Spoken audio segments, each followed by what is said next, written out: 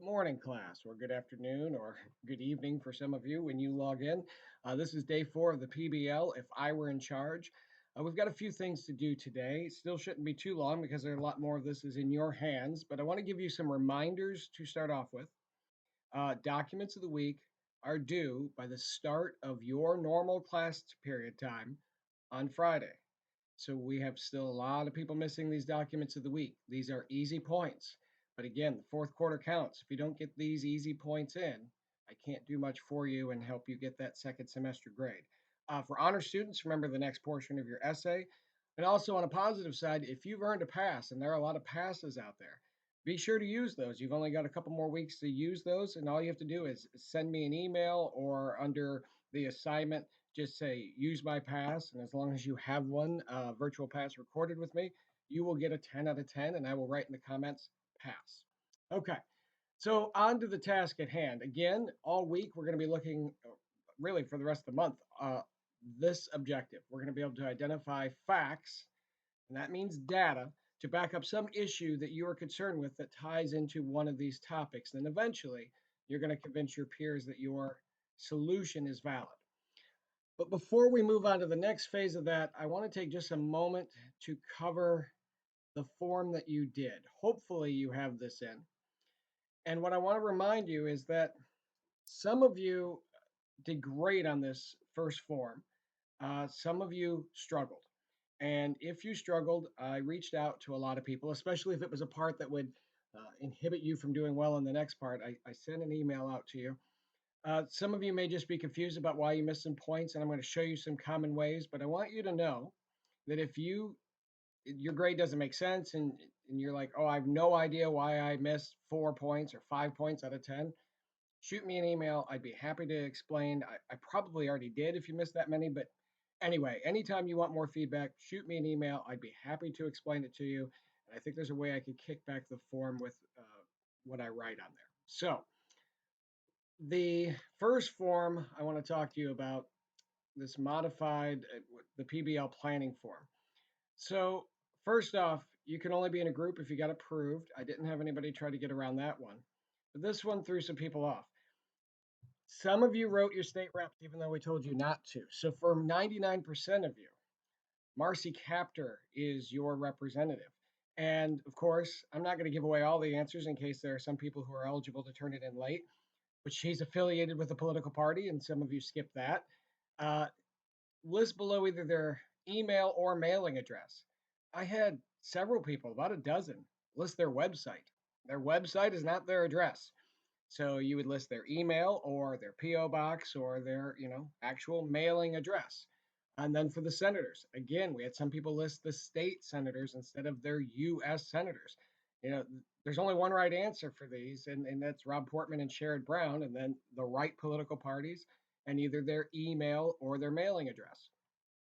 So that threw some people off there. But then we got to the mock Congress state questions. So you told me the state that you're going to be from. Now that stays the same all the way through. You it really the facts about your state are just to get you familiar with that state. That doesn't necessarily affect your law. It might, but it doesn't necessarily. But you will continue to pretend to be from Michigan or California or wherever you are saying you are from for the rest of this project. But your law doesn't have to be just from that state. Our representatives represent us all. Then you give the population of the state. You did pretty good there. Provide a verifiable fact. Okay. Most of you did okay on this, but this is very important moving forward. When I ask for a fact, I need some sort of data, some sort of statistic. I still had a few people say, oh, the murder rate is very high in our state. That's not good enough. That's not a fact. What you could say is, how many people are murdered every year in your state, or what's the murder rate per 1,000 people? You don't just say it's bad or something along those lines. I even had somebody put, there's a lot of drama in my state. That's not a fact. We need data, verifiable facts. And then you had a second one, and then of course you told me what general topic your law is going to be about. Moving forward, I want to make sure you know that you are going to be writing a federal law, meaning it's a whole nationwide law, and it doesn't have to just apply to your state. I'm doing that more so that you get a feel of what Congress is like, because I'll say when we present these, oh, I picked the representative from Michigan to speak or the representative from Wisconsin to speak. But anybody from any of those states can deal with any of these issues. All right, but that's the form you already did for most of you. How you did on that form does not necessarily affect how you do on the next part. But the next form that I'm giving you, if you do not do this right, we cannot move forward to the 25-point bill. So it's critical that we get this right. All right. So today you have the PBL topic approval form and rubric preview. This is worth 0 points. This is an organizational form only. And you'd say, well, it's worth 0 points. How concerned can I be about it? If you don't do this form well, the 25-point form is impossible. But I want you to be able to resubmit this until you get it approved without having any penalty for your grade. So let me go through how to do this. Again, you have to have this approved before you can move on to the next part. So you list each member of your approved, group. Okay, it has to be approved by me, so that's the same group. By the way, if you're in a group and it's been approved by me, you only need to turn in one form. Then you will list everybody who's in there, and I'll give credit to all of those people. Now, if you just decide without my approval, I'm going to be in this group, then you're not getting credit. Only the person who turned it in gets credit. All right. So you have to tell me what is the topic you're going to be focusing on for your law, and then explain how it relates to one of these three objectives. So this isn't as hard as you would think. If you say, oh, I want to make recycling required, then you say, I'm going to do some sort of law. You don't have to tell me all the specifics, but I'm going to do something where I'm going to make people recycle. Then it would tie into 31 because what you're saying is the government, the role of the government is going to make you protect the environment. Okay. Now, if you want to do something about coronavirus, again, this is social welfare. Are you protecting people? Maybe you're going to say you have to do this or you can't do that. Whatever your law is, that's fine. Again, it's nationwide. Maybe you're going to do something about national security. That actually could tie into coronavirus too, or it could tie into bioweapons. There's a lot of different topics you can do, but you must explain to me. Uh, if in my experience, clever students have found a way to tie in almost any law that they wanted to write into one of these objectives. There's a way. Think about if you were in charge, what law would you change? I had somebody say they wanted to, well, you know what? I don't want to give away too many of these new laws. You talk to me and I can help you through this. I'd be happy to answer questions, but you must explain how it ties to one of these objectives.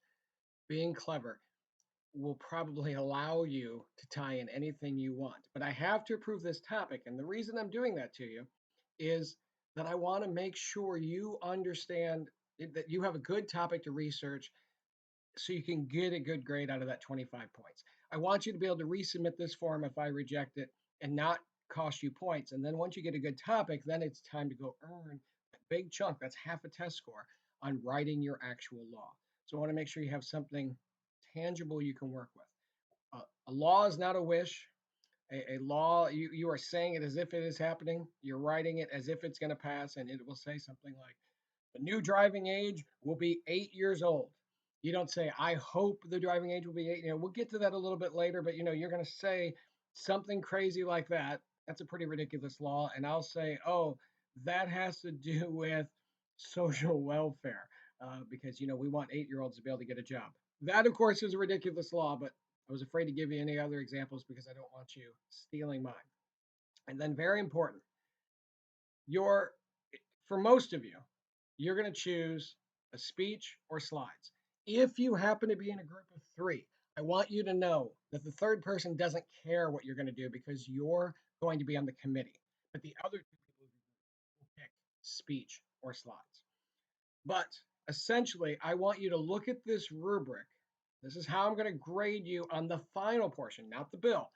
The bill is going to be written, that's worth 25 points. But after that, this will be another week after that, you have to convince us to pass your bill. We're not anywhere near writing this yet, but I want you to choose now that when it comes time to tell us why your bill is good, why your bill should pass, do you want to give a speech which you would post into the discussion. You'd have to video it and then post it to the discussion. Or do you want to do a slideshow? Now, if you have some sort of technical glitch with doing one or the other, then choose the other. That's fine. But must make that choice. Am I going to do speech or am I going to do slides or PowerPoint? It doesn't matter to me what the format is as long as I'm seeing a number of slides with these certain facts. So the rubric will get into more detail when we prepare these, but in general, I need you to pick, oh, I'm going to be doing a speech or I'm going to be doing slides. That way you know moving forward how you're going to be graded because again, I'm explaining to you how this works. Okay? So this form is due at 4 o'clock on Friday. And I will look over them and make sure I give you feedback. And some of you may have to submit it a few times before it gets approved. We may have some conversations. Again, I want to make sure you have this right so you get a good grade. I will, I have a lot going on this weekend, but I'll probably end up looking at them Saturday morning. And then Monday, uh, usually I start my day off about 7, but I have a lot of things I do before I get to the classes. I have a lot of emails to answer and things like that. So I'm probably looking at starting around, usually around 9 with the stuff that directly affects you. And if I don't have it by then, I mean, you are just really putting yourself behind because Monday you're starting to write your bill and you cannot write your bill without this being approved. So I'm giving you a little decent amount of time to complete what is really a simple form, but I'm doing it because I want you to have a little more pre planning so you are ready to move forward. If any of this doesn't make sense, remember I'm in your classes from 10 to 10:30 Monday through Friday. I'm available way more than that. I'd be happy to answer your questions by email or Zoom or whatever we need to do. So, hope this makes sense. Look over that form and be safe out there. Hope everybody has a great day.